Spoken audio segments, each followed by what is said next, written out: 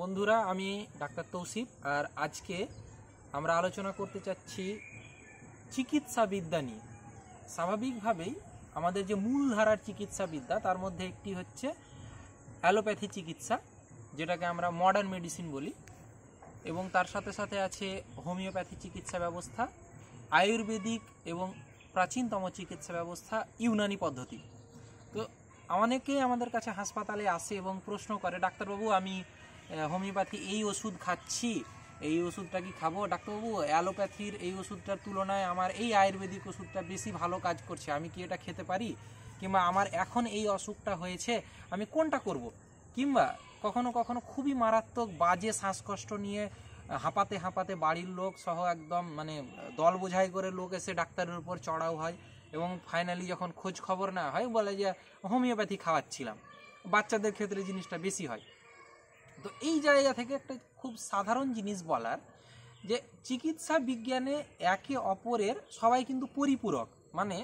পরিপূরক বলতে কি বোঝায়, যে কিছু জিনিস আছে যেগুলো হোমিওপ্যাথি ভালো কাজ করে, কিছু জিনিস আছে যেগুলো আয়ুর্বেদিক ভালো কাজ করে, কিছু জিনিস আছে সেগুলোতে ইউনানি ভালো কাজ করে, এবং অ্যালোপ্যাথি যে চিকিৎসা ব্যবস্থা, এই চিকিৎসা ব্যবস্থা হচ্ছে একটি ইমার্জেন্সি চিকিৎসা ব্যবস্থা। এর চেয়ে ভালো ইমার্জেন্সি ম্যানেজমেন্ট বাকি কোনো চিকিৎসা ব্যবস্থাতে হয় না।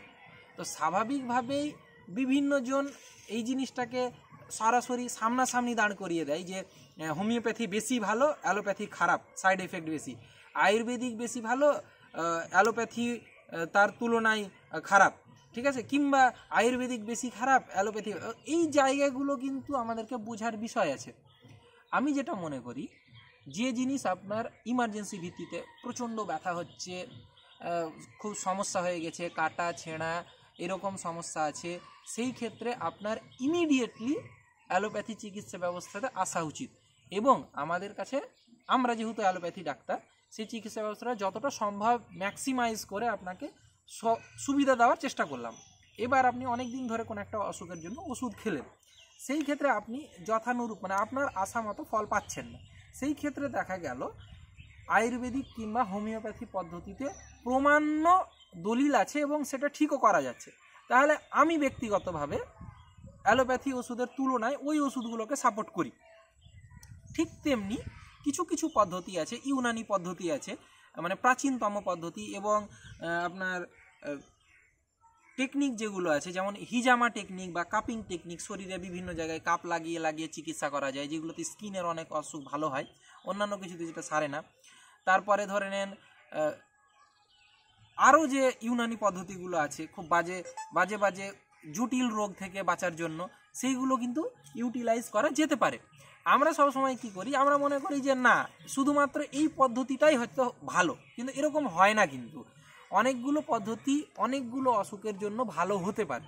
তো জিনিসগুলো নিয়ে বারবার একে অপরের সামনাসামনি ক্লাস তৈরি না করে, আমাদের যেটাতে উপকার হবে প্রত্যেকটা মানুষের, সেই জিনিসটা এবং যার ক্ষেত্রে যেটা বেশি ভালো হয়, ঠিক আছে, সেটা নেওয়া উচিত।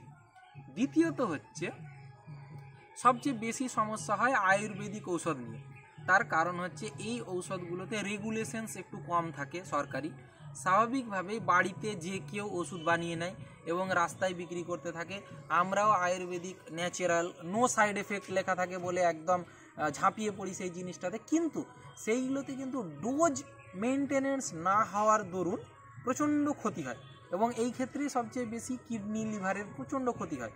তখন কিন্তু রিভার্সেবল পর্যায়ে নিয়ে যাওয়া যায়নি। তো স্বাভাবিকভাবে যেগুলো রেগুলেটেড পদ্ধতির মাধ্যমে, সরকার নিয়ন্ত্রিত পদ্ধতির মাধ্যমে, ডোজ নির্দিষ্টকরণের মাধ্যমে বাজারে আসছে এবং তার প্রমাণ্য উপকার আছে, সেই ওষুধগুলো ব্যক্তিগতভাবে আমি কিন্তু পছন্দ করি, সাপোর্ট করি, নিজেও গ্রহণ করি। হোমিওপ্যাথির ক্ষেত্রেও তাই, ঠিক আছে। তো যে কোনো ডাক্তারবাবুকে এসে, যে হোমিওপ্যাথি ডাক্তারবাবুকে বললেন অ্যালোপ্যাথি ভালো না, কিংবা অ্যালোপ্যাথি ডাক্তারকে এসে বলছেন যে আয়ুর্বেদিক ভালো না, এই জিনিসগুলো করবেন না। প্রত্যেকটা চিকিৎসা ব্যবস্থা তার নিজস্ব গুণমান আছে, তার স্ট্যান্ডার্ড আছে, এবং এটা নিয়ে বিস্তার গবেষণা হয়। স্বাভাবিকভাবে কে কি মনে করলো, আমি ব্যক্তিগতভাবে কাউকে খুশি করার জন্য ভিডিও বানাই না। আমি অ্যাকচুয়ালি আমার যেটা মনে হয় সেই ভিউটা আপনাদের সামনে রাখি। আপনারা কেমন লাগছে সেটা বলবেন, ভালো লাগলে তথ্যগুলো শেয়ার করবেন এবং ভালো থাকবেন, সুস্থ থাকবেন। চল ডাক্তার নাই মানে এই খেলাগুলোতেই কি কেউ এসছে নাকি? আর একটা ভিডিও বানা কেমন হলো কমিউনিটি আমাদের ওখানে